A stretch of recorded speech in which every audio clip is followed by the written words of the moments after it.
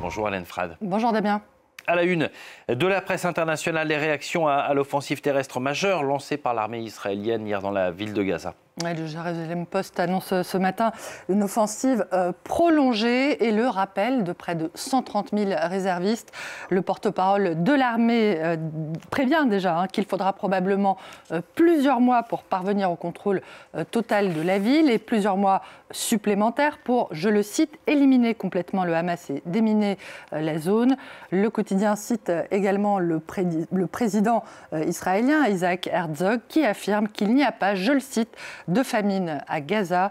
Cette affirmation est toutefois contredite par l'UNICEF. D'après l'organisation onusienne, citée elle par Le Monde, plus de 10 000 enfants ont actuellement besoin d'un traitement contre la malnutrition aiguë pour la seule ville de Gaza.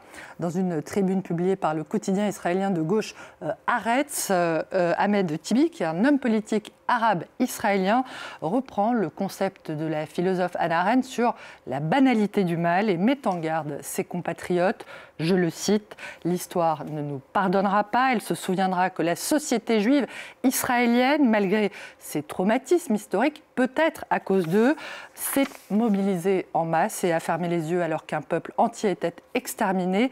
L'histoire se souviendra de la destruction, de la ruine, du nettoyage ethnique et du massacre d'enfants. Un jour, elle dressera un miroir devant ceux qui se sont proclamés armée la plus morale du monde en détruisant Gaza. » Une indignation, Hélène, qui trouve un large écho dans la presse et l'opinion internationale. Arab News fait état du bon accueil en Arabie Saoudite du rapport d'une commission de l'ONU affirmant qu'Israël commet actuellement un génocide à Gaza. Et ce document est d'ailleurs largement relayé ce matin par la presse européenne, dont le quotidien italien Domani, qui accuse Israël d'être tombé dans un abîme moral. Ce rapport est également évoqué à la une du journal espagnol El País, qui cite également la réaction du roi Felipe VI lors de son voyage en Égypte sur, je le cite, la souffrance indicible de centaines de milliers d'innocents à Gaza. L'Espagne qui menace à présent de boycotter l'Eurovision si l'État hébreu y participe. Dans son édito, The Guardian, le grand quotidien britannique, estime que face aux conclusions de l'ONU sur le génocide à Gaza, le monde entier et le Royaume-Uni ne peuvent plus détourner les yeux. L'accusation est grave, les preuves sont accablante. Prétendre le contraire, c'est participer aux dérobades les plus honteuses de notre époque, écrit le journal, qui appelle la Grande-Bretagne à cesser toute vente d'armes à Israël, à soutenir le droit international et à abandonner, je cite, les contorsions juridiques. Et les journaux français dans tout ça, eh bien, on parle de Sébastien Lecornu. Le Premier ministre poursuit ses consultations en vue de former un gouvernement. Et d'après Libération, le Premier ministre devrait choisir ses ministres, je cite, parmi un vivier d'aspirants et de ministres démissionnaires dont les poids lourds pourraient rester en place. Mais l'annonce de la nouvelle équipe serait retardée à la fois par l'actu internationale qu'on vient d'évoquer notamment et les consultations politiques et sociales.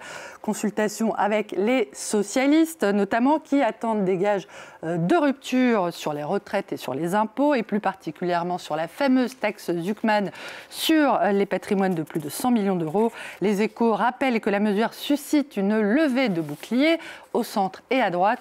Levée de bouclier, le mot est faible, puisque le Figaro ne décolère pas contre ce danger qui menace l'économie française, selon lui.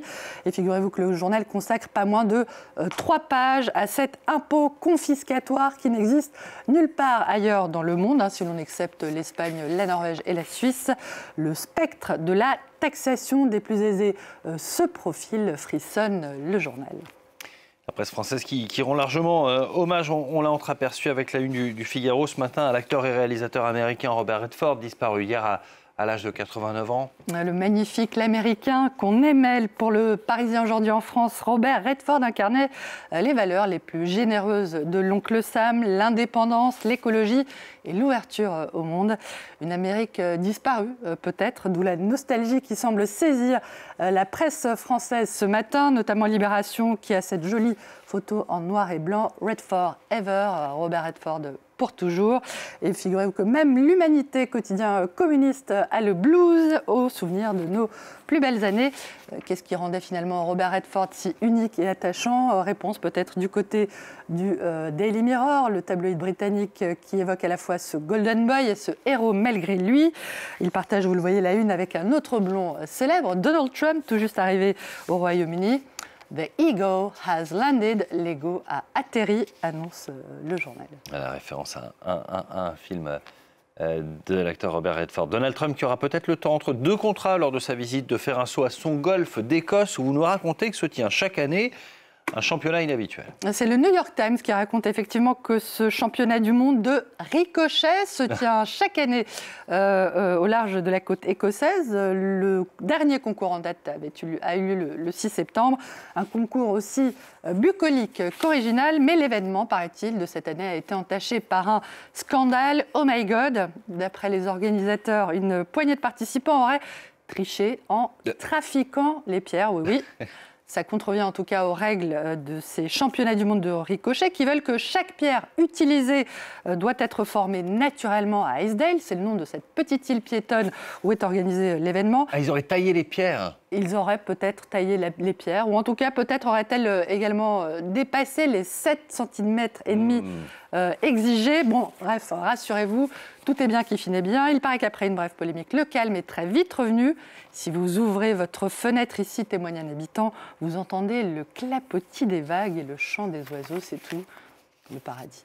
C'est beau. Merci beaucoup Hélène pour cette revue de presse. Tout autre chose.